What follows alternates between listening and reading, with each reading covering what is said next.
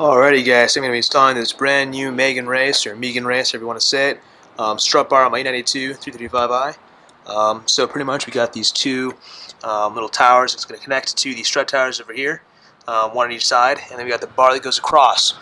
Now, as this truck goes by, I believe the easiest way of installing the strut bar will be taking it actually out of the little connections over here, undoing these, which are pretty easy to do, and then actually putting these guys in first, and then the bar itself afterwards, and that should be pretty easy to do.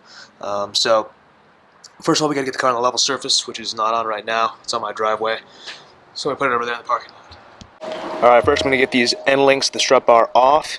Just basically hold up the Allen screw over here and twist the nut off. Should be pretty easy to do. So essentially what we're doing here is going to take off these 13mm screws, or nuts rather. There are 3 of them over here.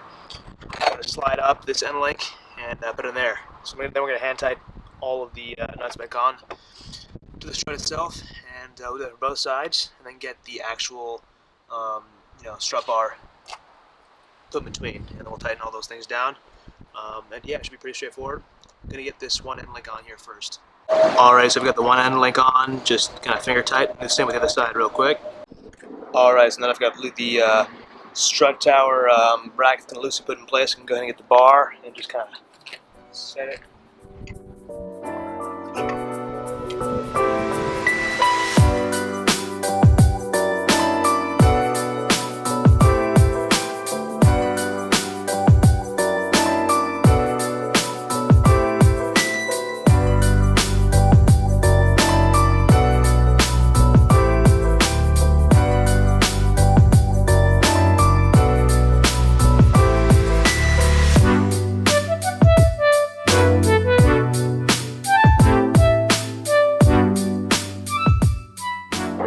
Alrighty, so I finally got all the 13mm on the brackets all tightened up. All good so far. I'll probably torque them down in about a week. But for now, they're sitting just fine. This is a 14mm over here on the actual strut bar itself.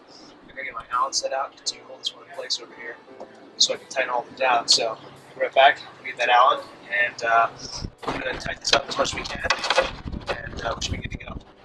So with the use of a 8mm Allen and a 14mm wrench, I'm going to get it all tightened up. As you can see, the entire car actually moves when I do that. Now there's only one thing left to do, which is take the plastic sheet off the strut bar itself, which is always a pretty fun thing to do, and then we'll take it out for a test drive.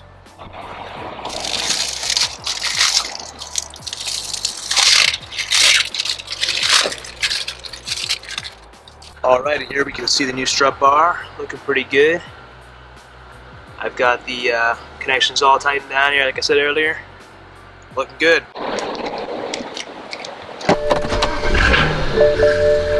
Alright, so I just went for a quick drive. Today's actually the same day I installed my new diverter valves, so I'm having some fun with those as well. But I just went out for a quick drive, went on some side streets, did some nice cornering. Felt pretty awesome actually. Way more direct. It felt a little bit more planted even. That's just from a few turns around the city, So I'll take this on the canyons probably tomorrow or sometime this weekend, and I'll just really get to feel for it. But I gotta say, I mean, they really do feel different with the sway bar, not sway bar, sorry, the strut bar. So it feels great, I had a good time with it. So I'm only looking forward to see how this holds up over time and how it kind of changes over time. What should I do next to this car? I mean, I've got kind of pretty much done, the full bolt-on stuff. I'm starting to do some chassis improvements, like the strut bar. I have a diff brace actually in my garage, the BMS Burger Motorsports diff brace that may improve some handling as well. Just kind of stiffen up the diff as well, so we'll see how that goes. I've got some more cosmetic things to do. I want to redo this entire interior. It's currently that weird beige color, and I kind of want to change that to maybe black and gray or something along the lines of that. And just some small things. I'm going to redo the steering wheel soon. I've got a leather wrap I can actually stitch on here, as well as some new trim. That'll be a separate video, of course. I kind of want to change some small things like the gear selector and all that. Maybe the M Performance one. I've already done the e-brake cover and the M Performance one. So, we'll see. As you can see, I got my MHD running. It's doing its job. I had 19.6 pounds of boost already, and that was just on a kind of a low-key kind of run. So, yeah, only good thing for this car, So that's it for this video. Let me know if you guys have any questions, obviously, and I'll be sure to answer them as soon as I can. That's it.